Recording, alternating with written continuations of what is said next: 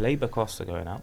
Energy costs in the UK are the highest in the developed world. Yeah. Businesses in the UK pay the highest proportion of tax relative to GDP that they have done since 1998. What was your general feeling about the direction of the budget from the CBI's point of view? So I think we called it a missed opportunity.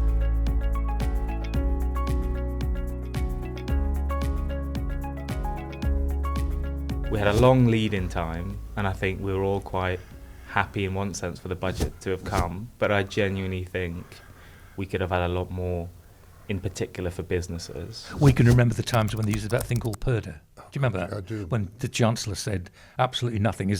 Would you like to see that? We used to have spread return? bets on how many sips of water. It was that tight. Yeah.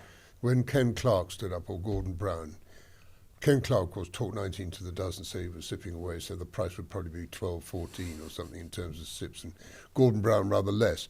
But the point, without being supercilious, Mo, is basically what Rachel Reeves and the Prime Minister have been on about for ages, which I know is dear to your heart, is growth. And even Richard Hughes said, there's nothing in this budget for growth. Yeah, and I think, we talk about Richard Hughes, but we heard today he's had to resign. I think the OBR has said it very clearly, the Office of Budget Responsibility. There's not a single measure that passes their materiality threshold for it to be growth-inducing.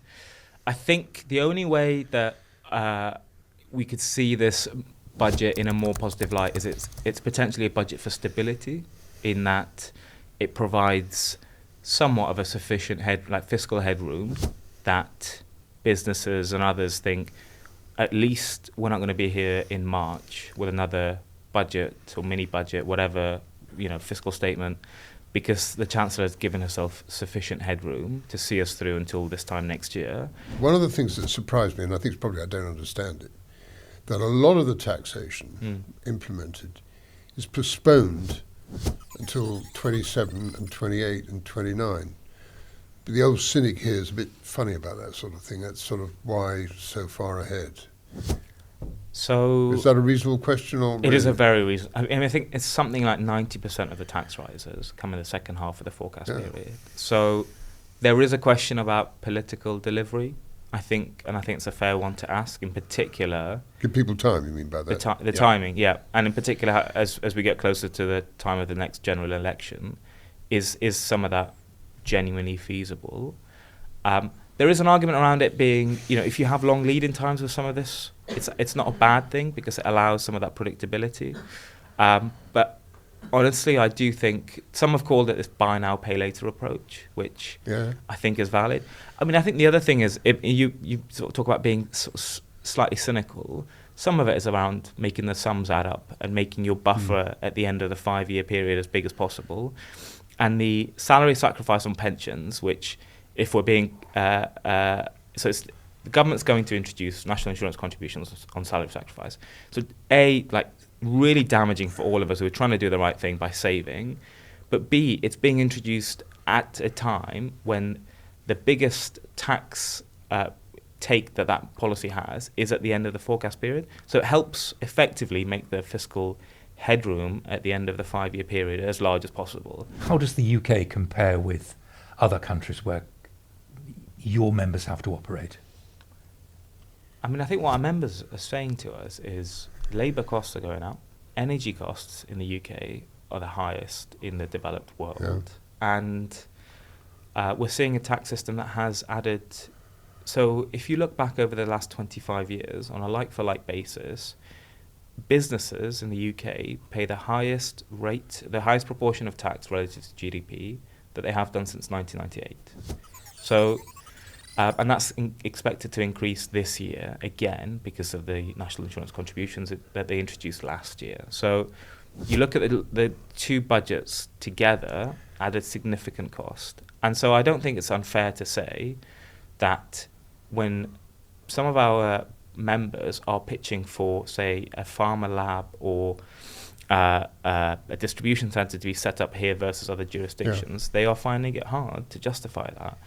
And if you think about the sectors of the future, AI, data centres and so on, they rely a lot on energy and cheap energy.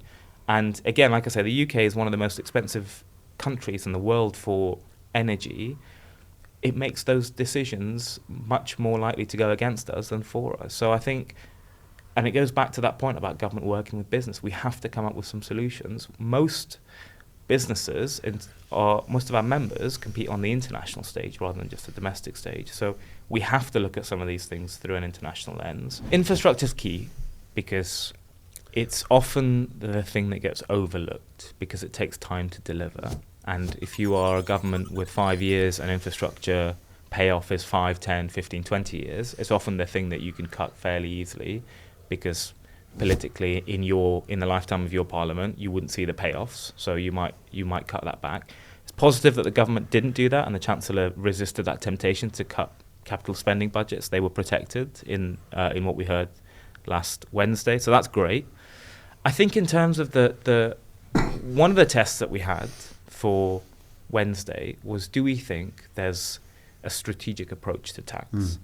And I think on that measure, what we saw and the measures that we saw, I don't think we saw there being a golden thread or a strategy on the tax measures that were announced. I think what we want is cliff edges to be smooth so that you are incentivized to grow your business without reaching a level at which you go a penny above that, you suddenly are whacked with a giant tax bill. That is not incentivizing growth and for you to, as a business owner or entrepreneur, grow your business. I'm just wondering whether you feel also that businesses got any sense of continuity, stability. I'm going to ask you right at the end of this when we've finished, what do you look forward to? But do you feel as though they should be now optimistic about the economy in the UK?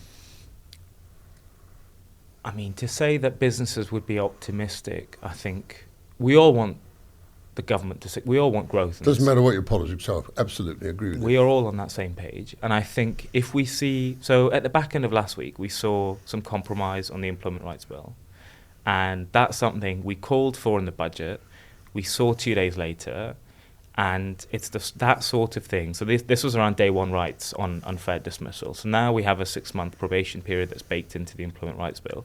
We need to see more of that, where government genuinely sits down with business and unions in that instance, and we come up with something that's workable. So back to your point about PERDA, I mean, I remember a period of PERDA. I used to be in the government, and actually, to some extent, the continuous kite flying that we had in the lead up was damaging to business sentiment and would have led to some businesses pausing investment decisions until they saw the outcome of the budget. I mean, if you were in their shoes, wouldn't you? When you don't know where the cards are going to land.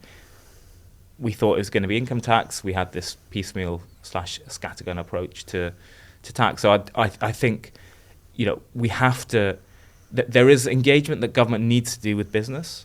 And we need some of that to be more meaningful going forward, but we also need to see less of this sort of speculation. So I think there are definitely changes that we'd like to see even in the process of how we do budgets.